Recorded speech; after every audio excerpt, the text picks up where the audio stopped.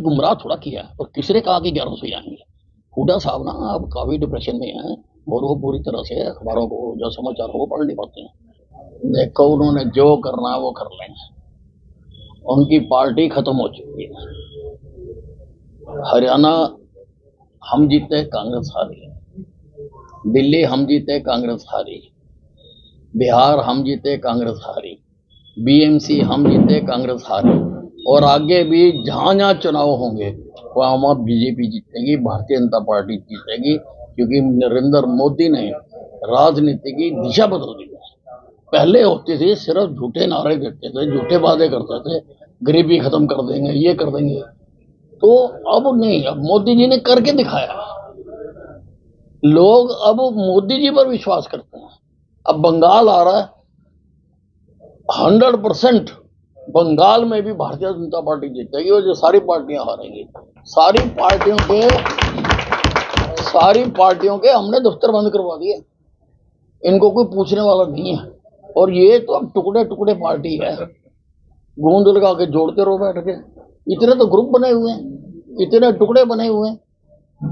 विज साहब, कहीं आपकी भी ये रील ना वायरल हो जाए, जैसे चुनाव के समय राहुल गांधी ने प्रेस कॉन्फ्रेंस करके वो कहा था कि नायब सैनिक की रील है, हमारे पास सारे इंतजाम है। अब आप कह रहे हैं मैं तो ओपन बोल रहा हूँ, इसको वायरल क्या कर दो आप। ये जो संगठन तैयार किया कांग्रेस ने, फिर इसका कोई असर पड़ेगा आने वाले टाइम पे? जो अभी देखिए ऐसा है, वो एक गाना आता है, बिक गया जो वो खरीदार नहीं हो सकता।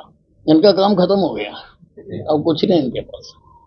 हरियाणा में सर कुछ जैसे लगातार वारदातें हो रही है क्राइम को लेके, तो अभय चौटाला ये कह रहे हैं कि हरियाणा में न तो कानून व्यवस्था है न सीएम है, क्या कहना चाहोगे? देखिए ऐसा है,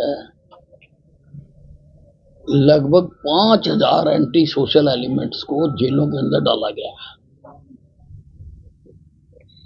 सरकार काम कर रही है तो डाला ना,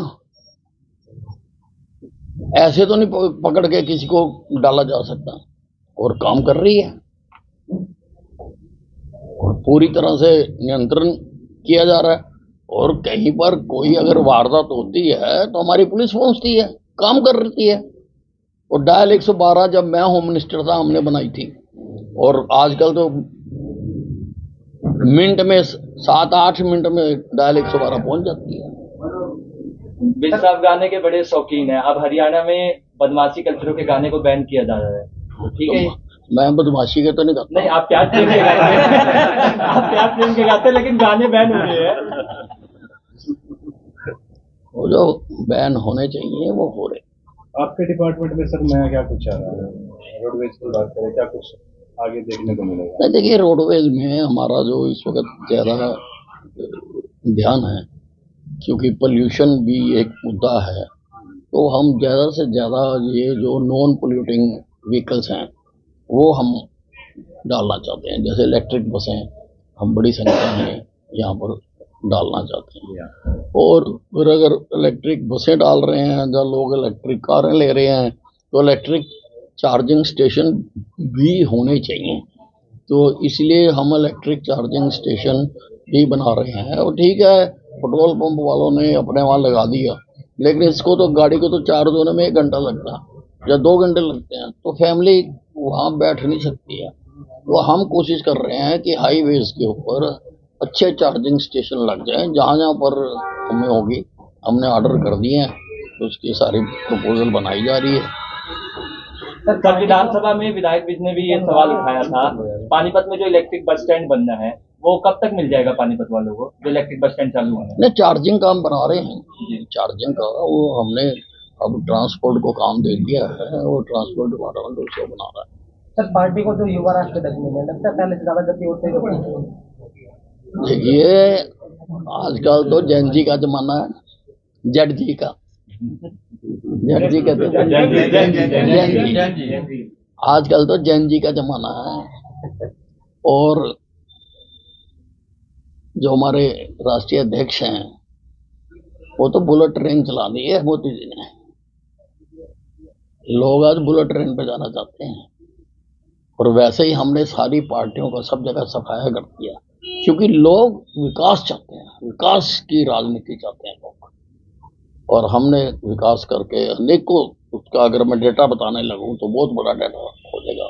सारे क्षेत्रों में जो हमने विकास किया है, हमारी ग्रोथ रेट ही इतनी वर्ल्ड में हम तीसरे चौथे नंबर पे आ गए हमारा रीजन।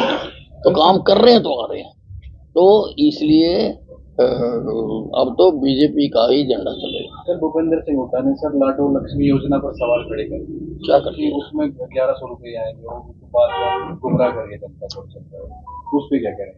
नहीं, गुमराह थोड़ा किया और किसने कहा कि 1100 ही आएंगे। हुड्डा साहब ना अब काफी डिप्रेशन में हैं और वो पूरी तरह से अखबारों को जो समाचार हो वो पढ़ नहीं पाते हैं।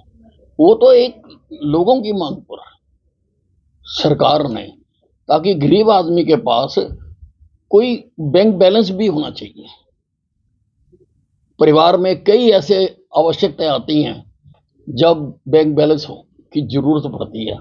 वो जो 2100 रुपया होता है वो तो फिर सारा खर्च हो जाता है, कोई बचता तो है नहीं, खुद तो कोई बचा नहीं सकता। तो सरकार उनका बचाने का काम करेगी।